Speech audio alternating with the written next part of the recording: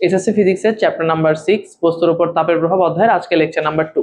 তো গত ক্লাসে আমরা বেশ কয়েকটা টপিক নিয়ে আলোচনা করছিলাম, বিশেষ করে তাপ এবং তাপমাত্রা নিয়ে আলোচনা করা হয়েছিল এবং এটা রিলেটেড বেশ কিছু আমরা সংজ্ঞা পড়ছিলাম। তো তার পরিপ্রেক্ষিতে আমরা আজকের ক্লাসে আরো কিছু জিনিস নিয়ে শেখার চেষ্টা করব। তো আজকে হচ্ছে আমরা প্রথমত যে জিনিসটা শিখবো সেটা হচ্ছে তাপমাত্রিক বা উষ্ণতামিতিক ধর্ম। এটা কি? তাপমাত্রিক বা উষ্ণতা মিতিক ধর্ম, এটা একটা জিনিস। আর একটা হচ্ছে উষ্ণতামিতিক বা তাপমাত্রিক পদার্থ। তাপমাত্রিক ধর্ম বা উষ্ণতামিতিক ধর্ম জিনিসটা কি? দেখো, মিতি শব্দটা আসছে হচ্ছে পরিমাপ থেকে, মানে মিতি শব্দের অর্থ পরিমাপ। তোমরা গণিতে পড়ে থাকবা জ্যামিতি, জ্যা অর্থ ভূমি, মিতি অর্থ পরিমাপ। তাহলে এখানে হচ্ছে উষ্ণতা মিতিক, তাহলে উষ্ণতা পরিমাপক ধর্ম, উষ্ণতা পরিমাপক ধর্ম। তাহলে পদার্থের যে ধর্মের সাহায্যে আমরা কোনো একটা বস্তুর উষ্ণতা পরিমাপ করতে পারি, অর্থাৎ তাপমাত্রা পরিমাপ করতে পারি, সেটাই হচ্ছে উষ্ণতামিতিক ধর্ম। বইয়ের ভাষায় বলতে গেলে বিষয়টা হচ্ছে এরকম: পদার্থের যে সকল ধর্ম তাপমাত্রা পরিবর্তনের সাথে সাথে নিয়মিতভাবে পরিবর্তিত হয়, সেই ধর্মের নামই হচ্ছে উষ্ণতামিতিক ধর্ম। এবং এই পরিবর্তনটা লক্ষ্য করে তাপমাত্রা পরিমাপ করা যায়, উষ্ণতা মিতিক মানে উষ্ণতা পরিমাপ করা যায়, এই উষ্ণতাটাই হলো তাপমাত্রা। আর যে পদার্থের এই ধর্মটা পরিবর্তন হয় সেই পদার্থের নামই হচ্ছে উষ্ণতামিতিক পদার্থ। আমি যদি উদাহরণস্বরূপ বলি, ধরো এই যে এটা একটা স্কেল, ধরো স্কেলের দৈর্ঘ্যটা তাপমাত্রা পরিবর্তনের সাথে সাথে নিয়মিতভাবে পরিবর্তন হয়। এখন এই নিয়মিত পরিবর্তনটা কেমন? অর্থাৎ প্রত্যেক ধরো 5 ডিগ্রি সেলসিয়াস তাপমাত্রা বৃদ্ধির কারণে তার দৈর্ঘ্য 1 সেন্টিমিটার করে বাড়ে। কথার কথা আমি বললাম যে তাপমাত্রা প্রত্যেক 5 ডিগ্রি সেলসিয়াস বৃদ্ধির জন্য তার দৈর্ঘ্য 1 ডিগ্রি সেলসিয়াস করে বৃদ্ধি পায়। যদি বিষয়টা এমন হয় যে প্রত্যেক 5 ডিগ্রি সেলসিয়াস তাপমাত্রা বৃদ্ধির জন্য যদি 1 সেন্টিমিটার করে দৈর্ঘ্য বৃদ্ধি পায়, তাহলে আমরা এখান থেকে কিন্তু তার দৈর্ঘ্য দেখেই তাপমাত্রা সম্পর্কে একটা ধারণা পেতে পারি। কিভাবে ধারণা পাবো? এই স্কেলটার দৈর্ঘ্য হচ্ছে 30 সেন্টিমিটার, এই স্কেলটার টোটাল দৈর্ঘ্য হচ্ছে 30 সেন্টিমিটার। আমরা বললাম যে প্রতি 5 ডিগ্রি সেলসিয়াস তাপমাত্রা বৃদ্ধির জন্য দৈর্ঘ্য বৃদ্ধি পায়, কতটুকু বাড়ে? দৈর্ঘ্য 1 সেন্টিমিটার করে বাড়ে, 1 সেন্টিমিটার করে বাড়ে। এখন তুমি কি দেখলা? হঠাৎ করে দেখলা যে আমাদের রুমে, ধরো আমাদের এই যে স্বাভাবিক অবস্থায় রুমের টেম্পারেচার ধরো 25 ডিগ্রি সেলসিয়াস আছে, স্বাভাবিক অবস্থায় রুমের টেম্পারেচার আছে 25 ডিগ্রি সেলসিয়াস, তখন এই স্কেলের দৈর্ঘ্য হচ্ছে 30 সেন্টিমিটার। কিছুক্ষণ পরে তুমি দেখলা যে এই স্কেলের দৈর্ঘ্য বেড়ে এখন তার দৈর্ঘ্য দাঁড়াইছে ধরো 35 সেন্টিমিটার। ধরো তার দৈর্ঘ্য দাঁড়াইছে হচ্ছে 35 সেন্টিমিটার। তাহলে এখন তোমাকে যদি প্রশ্ন করে যে এই স্থানের তাপমাত্রা কত, তুমি কেমনে বের করবা? আমরা জানি যে প্রত্যেক 5 ডিগ্রি সেলসিয়াস তাপমাত্রা বাড়লে দৈর্ঘ্য বাড়ে হচ্ছে 1 সেন্টিমিটার। এটা কিন্তু ফিক্সড রেশিও, নিয়মিতভাবে পরিবর্তন, মানে প্রতি 5 ডিগ্রিতে 1 সেন্টিমিটার করেই বাড়বে।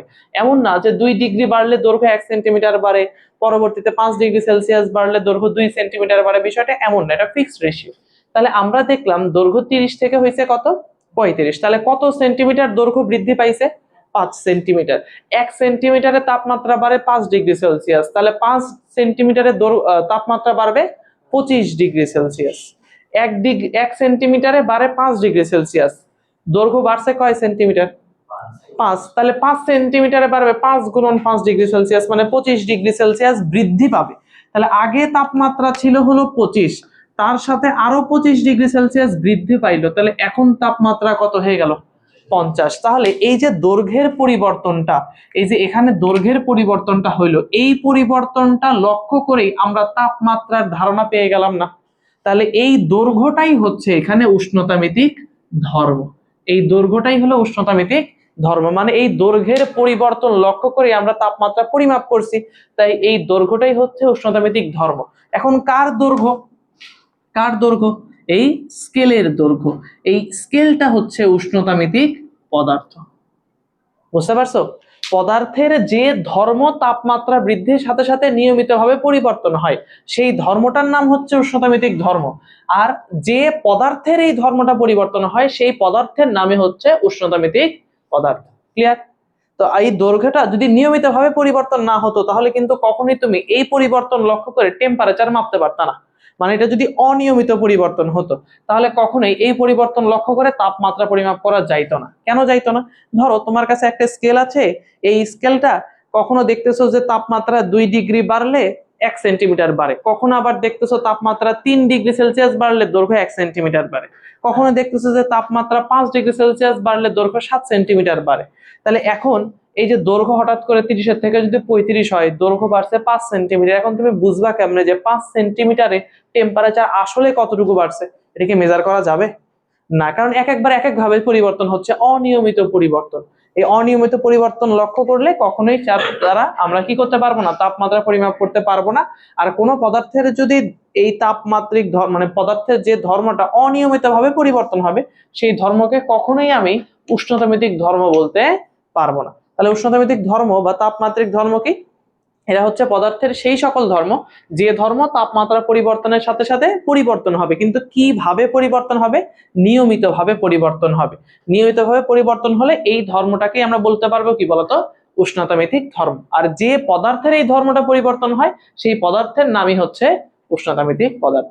বুঝতে পারছি জিনিসটা? তো সংজ্ঞা লিখে ফেলো। পদার্থের যে সকল ধর্ম তাপমাত্রা পরিবর্তনের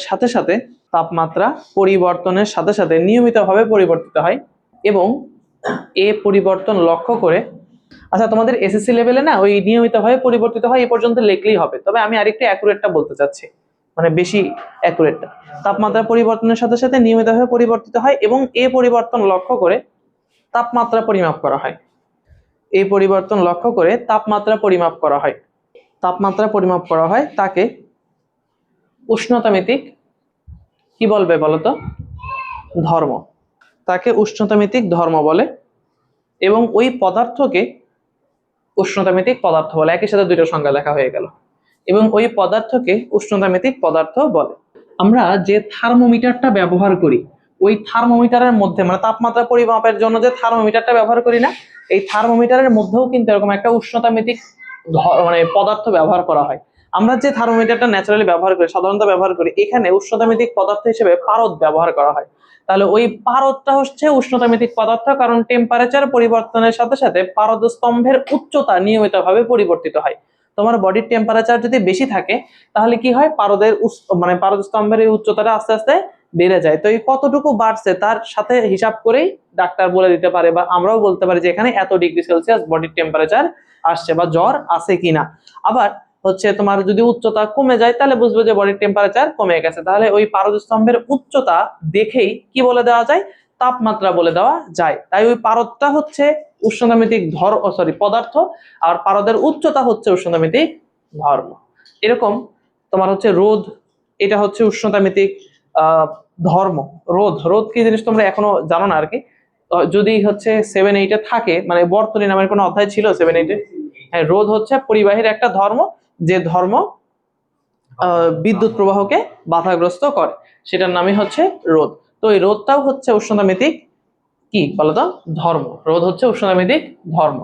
আর হচ্ছে গ্যাসের বেলায় আমরা ব্যবহার করতে পারি যে কি বলো, গ্যাসের হচ্ছে চাপ, গ্যাসের চাপটা হচ্ছে উষ্ণতামিতিক ধর্ম হিসেবে ব্যবহার করা যেতে পারে। তো এই ধরনের জিনিসগুলো বই রিডিং করলেও তোমরা এমসিকিউ এর অ্যান্সার পেয়ে যাবা। এবার হচ্ছে এই যে উষ্ণতামিতিক ধর্ম, এগুলো হচ্ছে থার্মোমিটারের মধ্যে ব্যবহার করা হয়। থার্মোমিটারের সাহায্যে আমরা তাপমাত্রা পরিমাপ করতে পারি। তাপমাত্রা পরিমাপের 3টা স্কেল সম্পর্কে গতকালকে আমরা ধারণা পাইছি, সেলসিয়াস স্কেল, ফারেনহাইট স্কেল আর একটা হচ্ছে কেলভিন স্কেল। প্রত্যেকটা স্কেলের একটা নিম্ন স্থিরাঙ্ক থাকে, একটা ঊর্ধ্ব স্থিরাঙ্ক থাকে। এই রেঞ্জের মধ্যে ওই কি বলে থার্মোমিটারটা তাপমাত্রা পরিমাপ করতে পারে। তো বিভিন্ন স্কেলের মধ্যে পারস্পরিক সম্পর্ক নির্দেশের জন্য একটা সূত্র আমরা লিখে রাখি, বিভিন্ন স্কেলের মধ্যে সম্পর্ক। এটা হচ্ছে C/5 F-32/9। এইটুকু তোমরা ক্লাস 7-এ শিখছিলে মনে হয়, 7 না 8-এ ছিল। এর সাথে K-273/5 এইটুকু মনে রাখবা। তোমাদের বইয়ে কিন্তু সূত্রটাকে এইভাবে লেখা হয়নি, তোমাদের বইয়ে সূত্রটাকে লেখা হয়েছে এরকম, সি এর জায়গায় লেখা হয়েছে টিসি, এফ এর জায়গায় লেখা হয়েছে টিএফ, কে এর জায়গায় লেখা হয়েছে টিকে। আমি কখনো এটা লিখবো না, এটা না লিখলেও কোনো সমস্যা নাই। দেখো, সি দ্বারা এখানে সেলসিয়াস স্কেলের তাপমাত্রা বোঝাবে, এফ দ্বারা ফারেনহাইট স্কেলের তাপমাত্রা এবং কে দ্বারা কেলভিন স্কেলের তাপমাত্রা।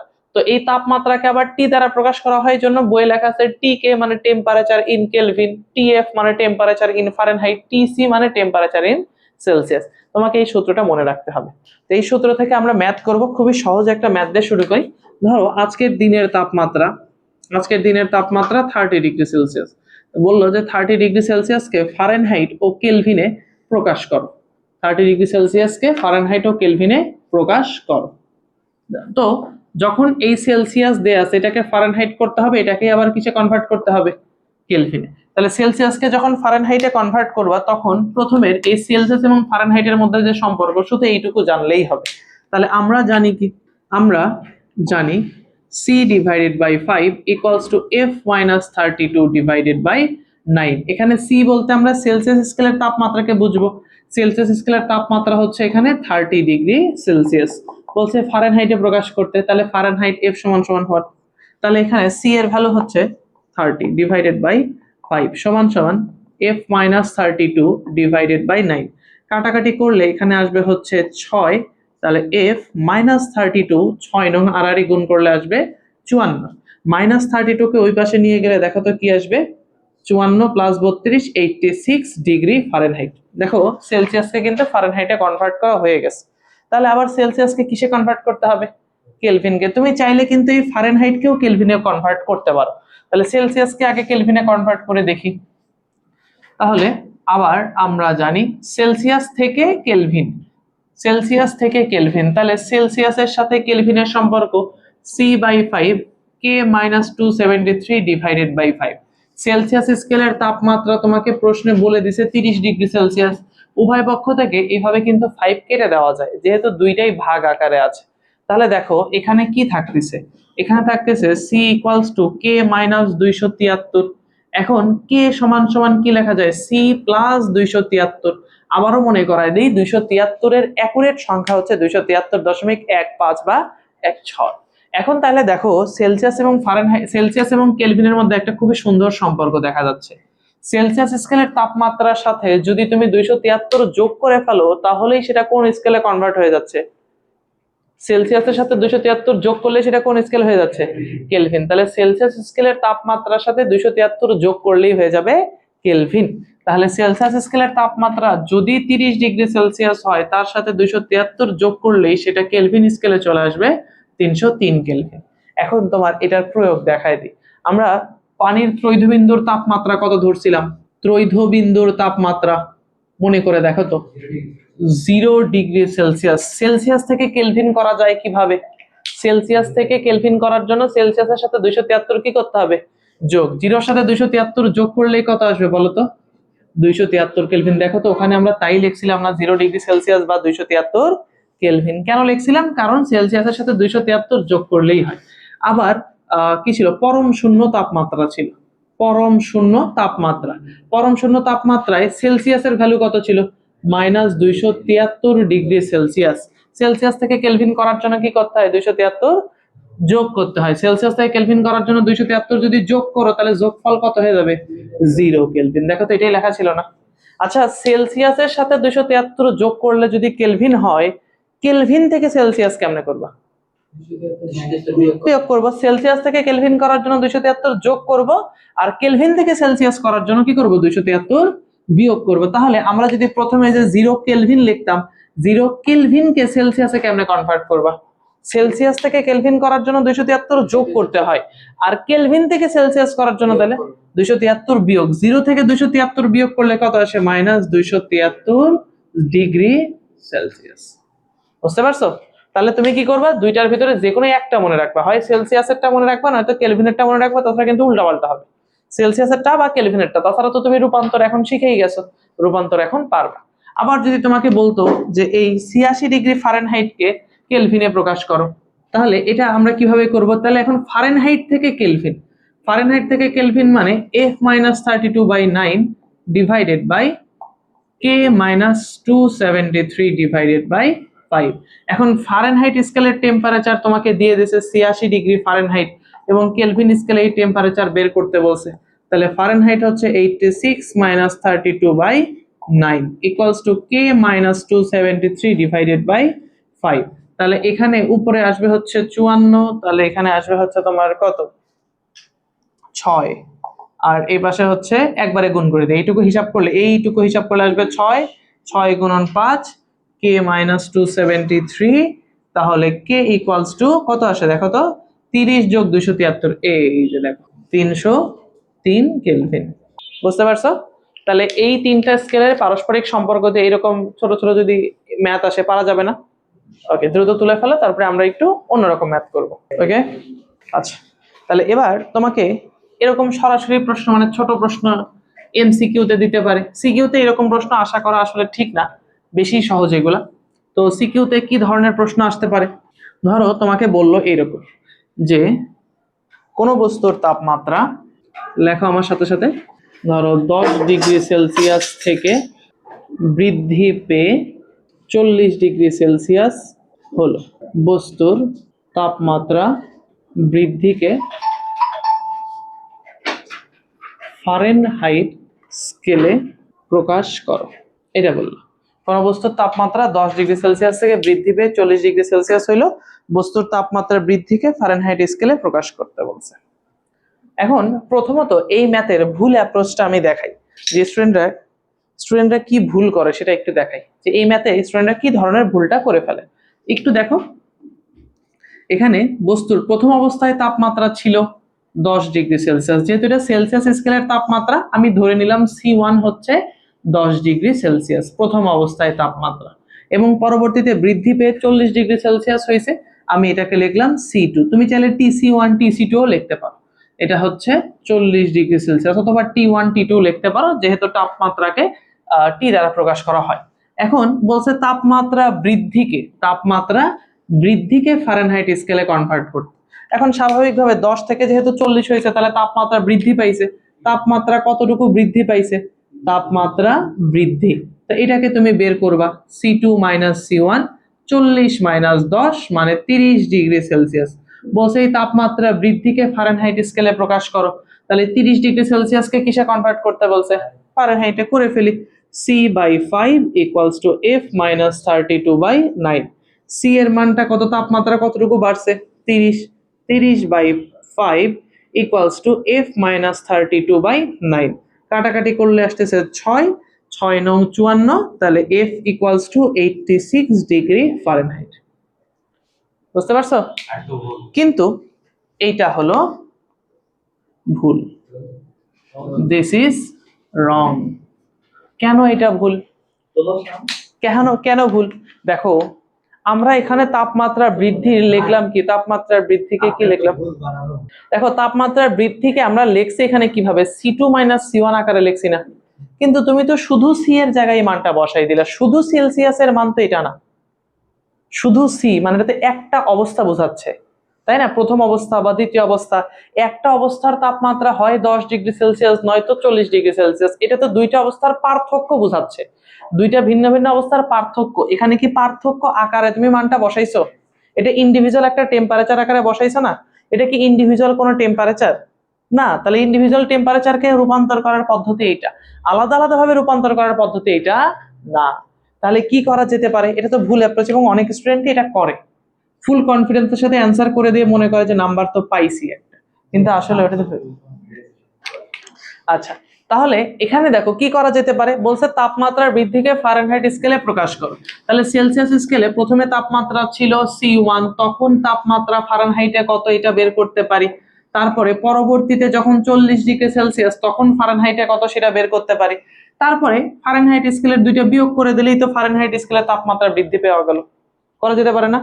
তাহলে করি তো দেখি প্রথম ক্ষেত্রে, তাহলে C1 divided by 5 equals to F1 minus 32 divided by 9। তাহলে C1 হচ্ছে কত, 10 divided by 5 equals to F1 minus 32 by 9। তাহলে এখান থেকে আমি একবারে লিখলে বুঝতে পারবা, 10 কে 5 দ্বারা ভাগ করলে কত হয়? 2, 2 এর সাথে 9 গুণ করলে, 18 এর সাথে 32 যোগ করলে 50, 18 সাথে 32 যোগ করলে 50। হ্যাঁ, এই একবারে লিখবো।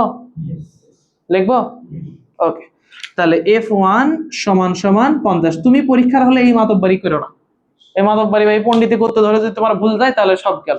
তুমি 2টা লাইন বেশি লেখো, ঠিক আছে? পণ্ডিতি করো না, তাও 5 লাইনও লেখো, তাতেও সমস্যা নেই। তুমি ঘুরাই লেখো, এটা পুরোটা এই পাশে নাও, এটা ওই পাশে নাও, ওই কাজও করো, কোনো অসুবিধা নেই। আচ্ছা তাহলে F1 আমরা বের করে ফেলছি। এবার হচ্ছে দ্বিতীয় ক্ষেত্রে, যখন তাপমাত্রা হয়ে গেছিল কত, তাপমাত্রা হয়ে গেছিল 40 ডিগ্রি সেলসিয়াস। তাহলে না, এটা তখন আর লাগবে না, এটা তখন আর লাগতেছে না। তাহলে C2/5 equals to F2 minus 32 divided by 9। পরবর্তীতে তাপমাত্রা 40/5 ইকুয়ালস টু F2 মাইনাস 32/9। এখন দেখো তো, এটাও দেখি মুখে মুখে তোমরা পারো নাকি। 40 কে 5 দিয়ে ভাগ করলে কত আসে? 8। 8 এর সাথে 9 গুণ করলে 8 9 72। 8 9 72। তাহলে 5 দিয়ে 40 কে কাটলে হবে 8। 8 9 72 মাইনাস 32 এই পাশে আসে, যোগ হয় 72 আর 32 104। বাস, গুড। পরীক্ষায় এই পণ্ডিতি করবা না, বারবার বলতেছি, পরীক্ষায় এই পণ্ডিতি করবা না, ঠিক আছে? পরীক্ষায় 3 লাইন বেশি লিখবা। তাহলে এখন ফারেনহাইট স্কেলে তাপমাত্রা বৃদ্ধিটা বের করতে বলছে, বের করে ফেলি। ফারেনহাইট স্কেলে তাপমাত্রা বৃদ্ধি F2 minus F1 104 minus 50 equals to 54 degree Fahrenheit. তাহলে ফারেনহাইট স্কেলে তাপমাত্রা বৃদ্ধি কত আসলে? 54। আর যদি ভুল করতাম তাহলে আসতো কত? 86 আসতো। ঠিক আছে, তাহলে এটা হচ্ছে সঠিক অ্যান্সার।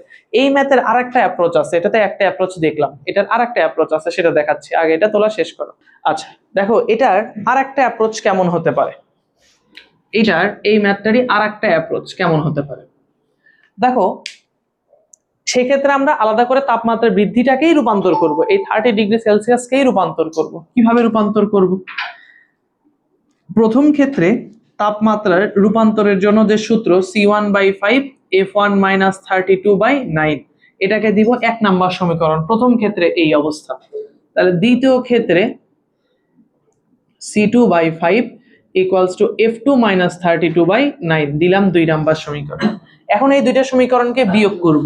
বিয়োগ না করলে কি আর বৃদ্ধি পাওয়া যাবে? কতটুকু বাড়ছে তা কি পাওয়া যাবে? তাহলে দুইটা সমীকরণকে করব বিয়োগ। তাহলে 2 নাম্বার সমীকরণ মাইনাস 1 নাম্বার সমীকরণ করে পাই। তাহলে C2/5 minus C1 divided by 5 equals to F2 minus 32 plus minus F1 plus 32 divided by 9।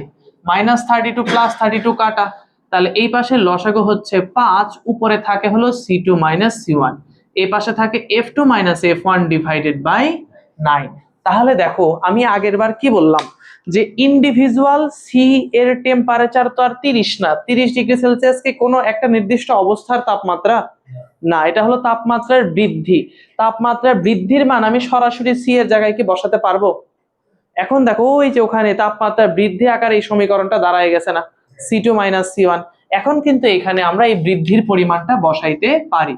বৃদ্ধি পাইছিল 30, 30/5 equals to F2 minus F1 divided by 9। তাহলে এখানে কাটাকাটি করো, কত আসে? 6 6 9 54। আগের বারের অ্যান্সারও দেখো এই 54ই আসছিল, এই যে কই গেল এই। তাহলে এই অ্যাপ্রোচও করতে পারো, ওই অ্যাপ্রোচও, মানে 2 নাম্বার অ্যাপ্রোচও করতে পারো, প্রথম অ্যাপ্রোচও করতে পারো। এখন এটা এমসিকিউ তে আসলে কিভাবে করবা? যদি এটা এমসিকিউ তে আসে তাহলে কি এত বড় করার দরকার আছে? না, তখন এই যে এই লাইনটাকে সূত্র হিসেবে দেখাবা। এমসিকিউ কিন্তু মানে শর্টকাট টেকনিক আসলে ওই বড় অংশের ভিতরেই থাকেই আসে। তাহলে C2 মাইনাস C1 কে আমি ডেল-সি লিখতে পারি, ডেল মানে পরিবর্তন বোঝায়। তাহলে সেলসিয়াস স্কেলের পরিবর্তন ভাগ 5 ইকুয়ালস টু ফারেনহাইট স্কেলের পরিবর্তন ভাগ 9। এই সূত্রটা দিয়ে আমরা এমসিকিউ তে অতি দ্রুত করব, সিকিউ তে এটা না করাটাই উত্তম। সব স্যার এটাতে নাম্বার নাও দিতে পারে। সিকিউ এর একটা ম্যাথ তুমি এত তাড়াতাড়ি করবা, হয়তো নাম্বার দিবে না। তাহলে দেখো যে ডেল সি এর মান 30, 30/5 equals to del F, Fahrenheit স্কেলের পরিবর্তনই জানতে চাইছে, অর্থাৎ ডেল এফ ইকুয়ালস টু 54। 2 লাইনে অ্যান্সার হয়ে যায় যদি তোমরা শর্টকাটটা অ্যাপ্লাই করো। বুঝতে পারছি? এখন দেখো, এই যে 2 নাম্বার যে অ্যাপ্রোচটা, এই অ্যাপ্রোচটাই আসলে বেশি উপযুক্ত, এটা করাটাই ভালো। প্রথম অ্যাপ্রোচের জায়গায় 2 নাম্বার অ্যাপ্রোচ করাটাই বেটার। কেন বেটার? কারণ প্রথমে এই অ্যাপ্রোচটা যেটা আমরা প্রথমে করলাম, এটা সব সময় করা যায় না, এই অ্যাপ্রোচটা সব সময় করা সম্ভব হয় না। তাহলে এটা কখন করা সম্ভব হবে না সেটা একটু দেখি। এগুলা কি তোলা হয়েছে? তোলা হইলে আরেকটা দেখি। ওকে, তাহলে আমি কেন বললাম, একটু খেয়াল করো আবার, আমি কেন বললাম যে প্রথম অ্যাপ্রোচটা সবসময় করা যায় না, 2 নাম্বার অ্যাপ্রোচটাই আমাদের সবসময় করা উচিত। দেখো, এই প্রশ্নটাই আমরা একটু পরিবর্তন করি। আচ্ছা যাই হোক, আমরা আবার একটু মনোযোগ দিই, ক্লাস শুরু করি।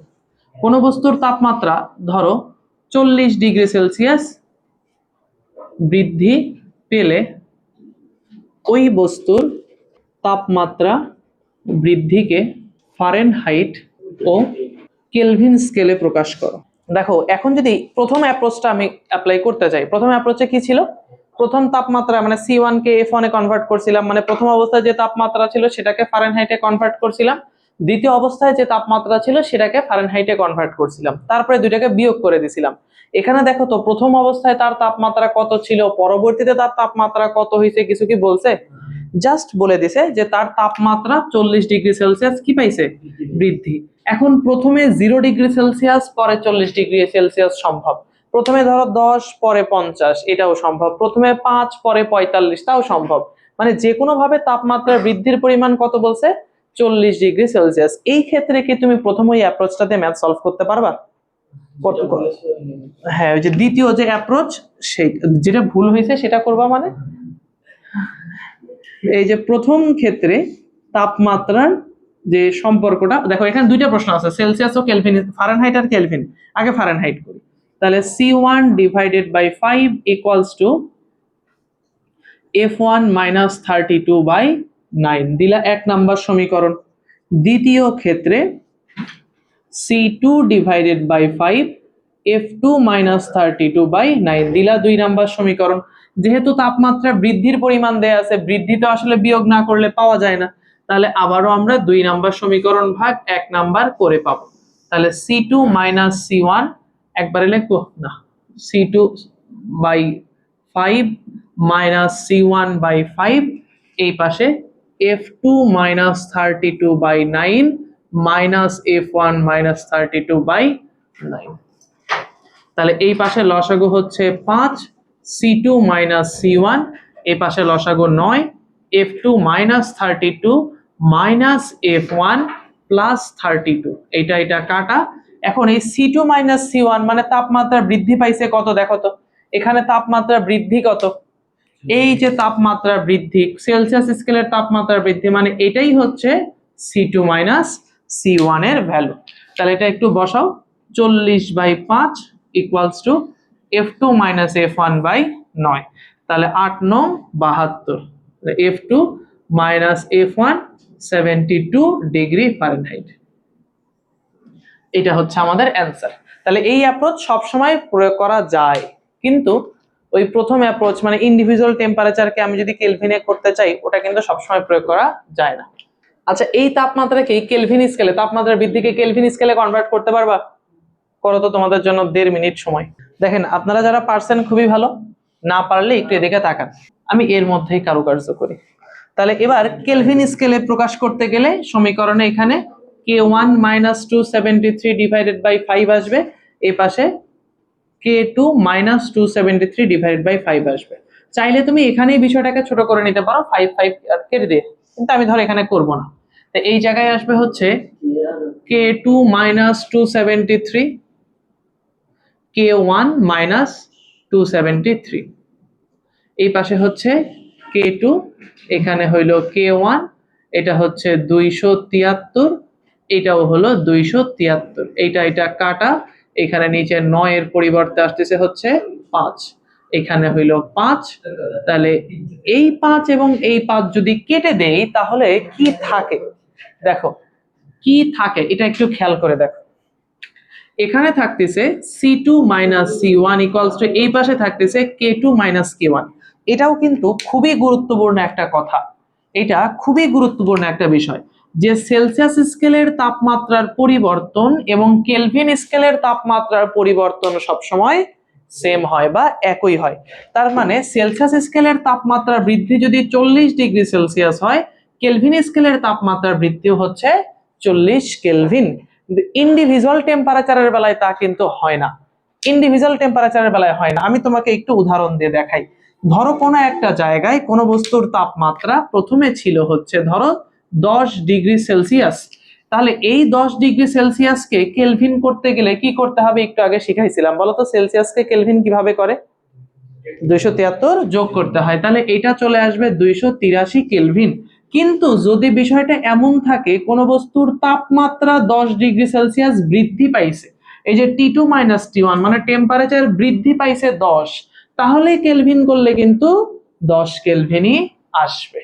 মানে যদি পার্থক্য আকারে থাকে বা পরিবর্তন আকারে থাকে তাহলে যেটা ডিগ্রি সেলসিয়াস সেটাই কেলভিন, কিন্তু ইন্ডিভিজুয়ালি কোনো টেম্পারেচার আকারে থাকলে ডিগ্রি সেলসিয়াস থেকে কেলভিন করতে গেলে অবশ্যই কি করতে হবে, 273 কি করা লাগবে বলতো, যোগ। এই জিনিসটাও অনেক স্টুডেন্ট ভুল করবে, আমি বলে দিচ্ছি, তাও দেখবা অনেকেই পরীক্ষার হলে এই ভুলটা করে দিয়ে চলে আসছে।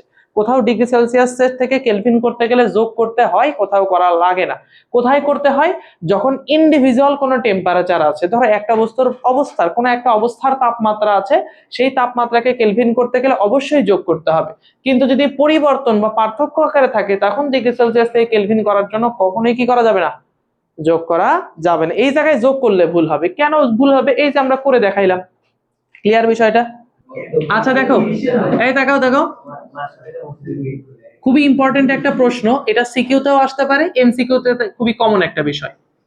কোন তাপমাত্রায় ফারেনহাইট ও সেলসিয়াস স্কেলের মান সমান হয়? কোন তাপমাত্রায় ফারেনহাইট ও সেলসিয়াস স্কেলের মান সমান হয়? তাহলে এটার উত্তরটা আমরা একটু করি। কোন তাপমাত্রায় সেলসিয়াস ও ফারেনহাইটের মান সমান হয়?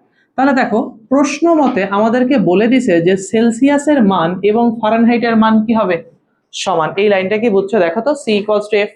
এটা আমরা কেন লিখতে পারলাম, এই যে প্রশ্নেই বলছে যে সেলসিয়াস ও ফারেনহাইট স্কেলের মান কি বলতো, সমান। তাহলে সি ইকুয়ালস টু এফ। তাহলে তুমি চাইলে এটাকে ধরে নিতে পারো, ধরো এটার নাম এক্স, চাইলে তুমি ধরতে পারো, ধরে নিতে পারো, দুটোই যেহেতু সমান দুটোই এক্স। এখন সেলসিয়াস এবং ফারেনহাইটের মধ্যে সম্পর্ক কি, C/5 ইকুয়ালস টু F - 32/9। এখন সি মানেও এক্স, এফ মানেও এক্স, x/5, আর এখানেও x - 32/9। আর গুণ করো 9x ইকুয়ালস টু 5x - 160। এই গুণ করা তো আর বোঝানো লাগবে না, তাই না? আচ্ছা, 5x এই পাশে আসলে প্লাস 5x এই পাশে আসলে কি হবে, তাহলে 9x থেকে 5x বাদ দিলে কি থাকবে, 4x। একবারে লিখি তাহলে, 4x ইকুয়ালস টু -160। তাহলে x ইকুয়ালস টু -160/4। কাটাকাটি করলে কত আসে, -40। তার মানে কি, -40 হচ্ছে এমন একটা মান যে জায়গায় সেলসিয়াস এবং ফারেনহাইট স্কেলের ভ্যালু কি হয়, সমান হয়। অর্থাৎ আমরা এখান থেকে তথ্য পাইতে পারি -40 ডিগ্রি সেলসিয়াস মানেই -40 ডিগ্রি ফারেনহাইট। মনে রাখা যাবে এটা? শামস বলেছিল 32। আচ্ছা, এবার যদি এই কোশ্চেনটা এরকম থাকতো, কোন তাপমাত্রায় কেলভিন ও সেলসিয়াস স্কেলের মান সমান? কেলভিন ও সেলসিয়াস স্কেলের মান সমান 30 সেকেন্ডের মধ্যে কে বলতে পারবা? 0। সঠিক উত্তর হচ্ছে হয়ই না। সেলসিয়াস এবং কেলভিনের মধ্যে সম্পর্ক আমরা কি দেখলাম বলতো, সেলসিয়াসের সাথে 273 যোগ করলে কি পাওয়া যায়, কেলভিন পাওয়া যায়। এটা হচ্ছে সেলসিয়াস এবং কেলভিনের মধ্যে সম্পর্ক, আমরা দেখলাম না? তাহলে কখনোই কি এই দুইটা সমান হতে পারে না, কখনোই সম্ভব না। তুমি ক্যালকুলেট করে দেখো, এটা আসে, এরর চলে আসে, কোনো মান পাওয়া যাবে না, মানই পাওয়া যাবে না। দেখবা যে এই দুইটাতে দুই জায়গায় এক্স ধরবা, এক্স ধরে ক্যালকুলেট করে দেখবে কিছুই আসে না, মানই পাওয়া যায় না। অর্থাৎ এটা উত্তর কি, কোন তাপমাত্রায় সেলসিয়াস এবং কেলভিন স্কেলের মান সমান? উত্তর হচ্ছে সম্ভব নয়। এমসিকিউতে আসলে তুমি লিখবা সম্ভব নয়, ঠিক আছে? এমসিকিউতে আসলে লিখবা সম্ভব নয়। যদি বলে ফারেনহাইট এবং কেলভিনের মান সমান কোন তাপমাত্রায়, করতে পারবা? এটা বাসায় করবা। কেলভিন ও ফারেনহাইটের মান সমান, ওটা HW, কেলভিন ও ফারেনহাইটের মান সমান। এই কোনটা পসিবল না সেটা কি মনে থাকবে? কোনটা পসিবল না সেটা কি মনে থাকবে? কোন তাপমাত্রায় সেলসিয়াস ও ফারেনহাইট স্কেলের পার্থক্য 5 হয়? এই দুইটা হচ্ছে তোমাদের HW। আমরা আজকে এই সূত্র রিলেটেড যে ধরনের ম্যাথ প্রবলেম হইতে পারে আমরা সবগুলো টাইপেরই ম্যাথ প্রবলেম আলোচনা করার চেষ্টা করছি।